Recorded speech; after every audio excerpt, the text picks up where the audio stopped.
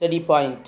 आज हम लोग क्लास 10th की second poem fire and ice की चर्चा करते हैं, उसके विषय में पढ़ते हैं, समरी देखते हैं और इम्पॉर्टेंट पैसेज और पैसेज से रिलेटेड जो क्वेश्चन आते हैं उनकी चर्चा करते हैं। तो ये फायर एंड आइस ये मीन्स होता है आग और बर्फ़। रॉबर्ट फ्रॉस्ट इसके लेखक हैं। Robert Frost is an American writer and poet. He is a great poet of America, और वो अमेरिका के बहुत प्रसिद्ध महान कवि हैं। और सब इसके बाद हम लोग बात करते हैं कवि से रिलेटेड, पोइट से रिलेटेड कोई चीज़ें आपसे नहीं पूछी जाती हाई स्कूल के एग्ज़ाम में। केवल क्या पूछा जाता है, पोयम का से सेंट्रल आइडिया, 4 लाइन पोयम, और इसका पैसेज आता है, एक्सट्रैक्ट आता है, स्टेंजा बोलते हैं, वो आता है, जिससे कुछ क्वेश्चन पूछे जाएंगे। 2 क्वेश्चन शायद पूछे जाते हैं। तो सबसे पहले हम लोग बात करते हैं अबाउट द पोयम की। Fire and ice is a short poem by Robert Frost. Fire and ice एक छोटी कविता है बाय रॉबर्ट फ्रॉस्ट के द्वारा लिखी गई एक छोटी कविता है। In this poem the poet refers to predictions. इस कविता में कवि 2 भविष्यवाणियों को रिफ़र करता है, प्रस्तुत करता है। 2 विचार कह सकते हैं, प्रेडिक्शन मीन्स भविष्यवाणी भी कह सकते हैं, विचार भी कह सकते हैं। तो इस कविता में कवि ने 2 भविष्यवाणियों या 2 प्रेडिक्शंस, विचारों को व्यक्त किया है। आप किस विचार हैं? आप हाउ, कैसे, द वर्ल्ड विल एंड, इस संसार का अंत कैसे होगा, इस दुनिया का अंत कैसे होगा, इसके विषय में उन्होंने 2 विचार व्यक्त किए हैं, 2 भविष्यवाणियाँ की हैं। और उनमें है क्या? Some say it will end in fire. Some say कुछ कहते हैं it will end in fire, कि इसका अंत आग में होगा। कुछ लोगों का मानना है कि the world will destroy by fire. कुछ लोग कहते हैं कि संसार का पतन आग से होगा। अदर से दूसरे कहते हैं it will end in ice, इसका पतन बर्फ से होगा। क्लियर? तो कुछ कहते हैं कि इसका पतन आग से होगा और कुछ कहते हैं इसका पतन बर्फ से होगा। अकॉर्डिंग टू द पोइट, कवि के अनुसार the fire stands for desire, greed, avarice और लस्ट। जो फायर है वो स्टैंड फॉर किस अर्थ में यूज हुआ है? डिजायर मीन्स लालच, ग्रीड लालसा, एवायरिस और लस्ट का मतलब होता है विलासिता। फायर से यहाँ पर फायर शब्द का यूज करने का जो कवि का आशय है वो है लालच, तृष्णा और लस्ट, विलासिता। द मोर यू ट्राई, और आगे कवि कहता है the more you try to satisfy them, the more, जितना अधिक यू ट्राई, तुम प्रयास करोगे, टू सेटिस्फाई देम, उन्हें संतुष्ट करने का, द मोर, उतना अधिक, दे ग्रो, और बड़े हो जाएंगे। अर्थात जितना अधिक आप लोगों को संतुष्ट करने का या इस क्वेश्चन को सेटिस्फाई करने की कोशिश करेंगे, ये क्वेश्चन और बढ़ता जाएगा और बड़ा होता जाएगा। There is no end to it, और इस सवाल का कोई अंत नहीं है, इस प्रश्न का कोई अंत नहीं है। तो ये हमने बात की अबाउट द पोयम। इस समरी ऑफ द पोयम भी कह सकते हैं। क्लियर? इसके बाद हम इसके इम्पॉर्टेंट पैराग्राफ देखते हैं। तो हम इस पैराग्राफ को पहले जो स्टैंजा दिया है, पहले इसका अर्थ निकालते हैं, फिर इससे रिलेटेड क्वेश्चंस की चर्चा करते हैं। सम से the world will end in fire.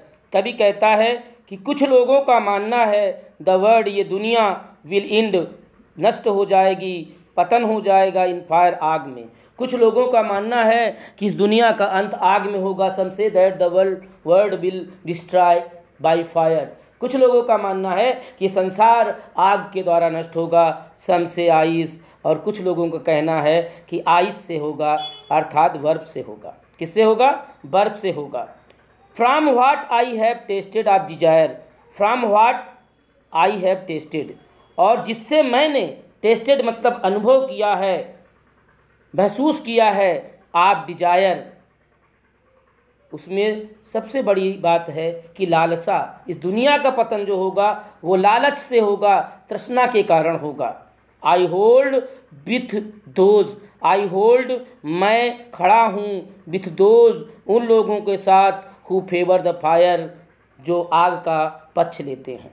कवि कहता है कि कुछ लोगों का मानना है कि दुनिया का अंत आग से होगा, कुछ लोगों का मानना है कि दुनिया का अंत बर्फ से होगा। From what I have tested, जिससे मैंने अनुभव किया है, आप डिजायर, खासकर लालच के बारे में, आई होल्ड विद दोज, मैं उन लोगों के साथ खड़ा हूँ, हु फेवर्स द फायर, जो आग का समर्थन करते हैं, जो जिनका ये मानना है कि the world will end in fire, संसार का अंत आग से होगा। अब इससे रिलेटेड जो क्वेश्चन हैं उनकी चर्चा कर लेते हैं। पहला क्वेश्चन है, the poet consider desire as fire is true. Yes, उसने फायर को डिजायर के रूप में माना है, ये बिल्कुल सही बात है। सेकेंड क्वेश्चन है यहाँ पर, what type of desire will cause the end of the earth, what type of desire will cause the end of the अर्थ, इस संसार के अंत के लिए किस प्रकार की इच्छा कारण बनेगी। व्हाट टाइप ऑफ डिजायर, किस प्रकार की इच्छा, विल काज कारण बनेगी, the end of the earth, पृथ्वी के पतन के लिए किस प्रकार की इच्छा कारण बनेगी, तो वो बनेगी desire and greed. Greed means greed, desire and greed, GREED, greed, लालच। आप केवल ग्रीड भी शब्द यूज कर सकते हैं, तो आप आंसर लिखेंगे, greed will cause the end of the earth, लालच इस पृथ्वी के अंत का कारण बनेगी। क्लियर। नेक्स्ट क्वेश्चन देखते हैं। नेक्स्ट क्वेश्चन है थर्ड नंबर क्वेश्चन कह रहा है, how many popular views does the poet present regarding the end of the world. कवि ने संसार के अंत के विषय में कितने प्रसिद्ध विचारों को माना है, कवि ने कितने प्रसिद्ध विचार संसार समाप्त होने के विषय में व्यक्त किया है, तो उसने 2 व्यक्त किया है। फर्स्ट है, तो ये ऐसे लिखेंगे, the poet presents two views regarding the end of the world. First क्या है, desire, and second lust. Clear. या आप कह सकते हैं, लोगों का मानना है कि आग से अंत होगा, कुछ लोगों का मानना है कि बर्फ से अंत होगा, लेकिन जो कवि का विचार है वो कह रहा है डिजायर और लस्ट। डिजायर को आप ग्रीड भी कह सकते हैं, ग्रीड मीन्स लालच। तो कवि के अनुसार इस दुनिया का पतन 2 चीज़ों से होगा, ग्रीड और लस्ट से, डिजायर और लस्ट से, अर्थात लालच और विलासिता से इस दुनिया का अंत हो जाएगा। क्लियर। तो ये रहा आपका फर्स्ट पैसेज, और हम लोग बात करते हैं अगले। अब हम लोग बात करते second passage, but if it had to perish twice. कभी कहता बट, लेकिन, इफ़ यदि, इट हैड पेरिश का मतलब होता है नष्ट होना, पतन होना, ट्वाइस मीन्स दोहरा प्रकार से। यदि इसका पतन 2 तरीक़ों से होता है, दोहरे तरीके से होता है, तो आई think I know enough of the hate. तो कभी कहता है, मैं सोचता हूँ कि मुझे पता है, एनफ ऑफ द हेट, घृणा के बारे में पर्याप्त मात्रा में पता है। कभी कहता है, यदि दुनिया का पतन 2 कारणों से होता है, पेरिश ट्वाइस मतलब पेरिश मीन्स पतन होना। क्लियर। इंड कह सकते हैं आप, डिस्ट्रॉय कह सकते हैं आप, रूइन कह सकते हैं। क्लियर। इंड या डिस्ट्रॉय, ट्वाइस दोहरा होता तो आई think I know enough of hate, तो मैं सोचता हूँ कि मुझे हेट के बारे में, घृणा के बारे में ज़्यादा पता है, पर्याप्त पता है। टू से ये कहना, दैट की, ये कहना कि, for destruction ice is also great, ये कहना कि फॉर डिस्ट्रक्शन का मतलब वही इंड, डिस्ट्रॉय, पतन के लिए, बर्फ भी, आल्सो ग्रेट मतलब पतन के लिए बर्फ भी महान कारण बन सकता है। कभी कहता है कि, यहाँ पर कभी कह रहा है कि but if it had to perish twice, यदि इसका दोहरा पतन है, I think I know enough of hate, तो मैं सोचता हूँ कि मुझे घृणा के बारे में पर्याप्त पता है। टू से ये कहना, दैट की, फॉर डिस्ट्रक्शन, पतन के लिए, आइस इज आल्सो ग्रेट, बर्फ भी महान कारण हो सकती है, एंड वुड सफीस, सफीस का मतलब होता है तृष्णा, लालच, और लालच भी इसका कारण हो सकती है। ये हुआ पैसेज का ट्रांसलेशन। अब हम लोग इसके इम्पोर्टेंट क्वेश्चन की बात करते हैं।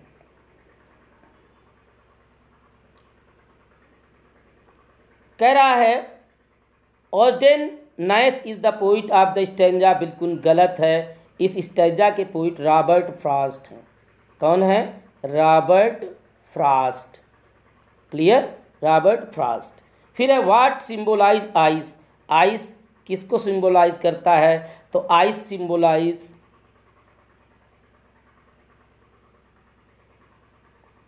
किसके लिए है? आइस सिंबलाइज सफीस, SUFFICE, सफीस मीन्स तृष्णा, तृष्णा जिसे आप बोलते हैं, लालच कह सकते हैं। क्लियर? फिर है according to the poet desire is symbolize with, कवि के अनुसार लालच का सिंबल, लालच किसका सिंबल है? लालच है, किसका सिंबल है? ये ग्रीड का सिंबल है। किसका? ग्रीड का। लालच ग्रीड का सिंबल है। ग्रीड मीन्स लालच, वही ग्रीड का सिंगल है, सॉरी सिंबल, सिंबल माने प्रतीक है। According to poet desire is symbol of, symbol with, कवि के अनुसार जो डिजायर है, इच्छा है, वो किसके साथ सिंबलाइज करती है? तो डिजायर के साथ आप कह सकते हैं कि डिजायर सिंबलाइज फायर, आप फायर कह सकते हैं। क्लियर? ग्रीड या फायर, तो डिजायर सिंबलाइज फायर। क्लियर? ये हो जाएगा। नेक्स्ट है by whom the poem fire and ice composed, कह रहा है फायर और आइस कविता किसके द्वारा कंपोज की गई है? तो आप पोइट का नाम जानते हैं, sir Robert Frost, Robert Frost.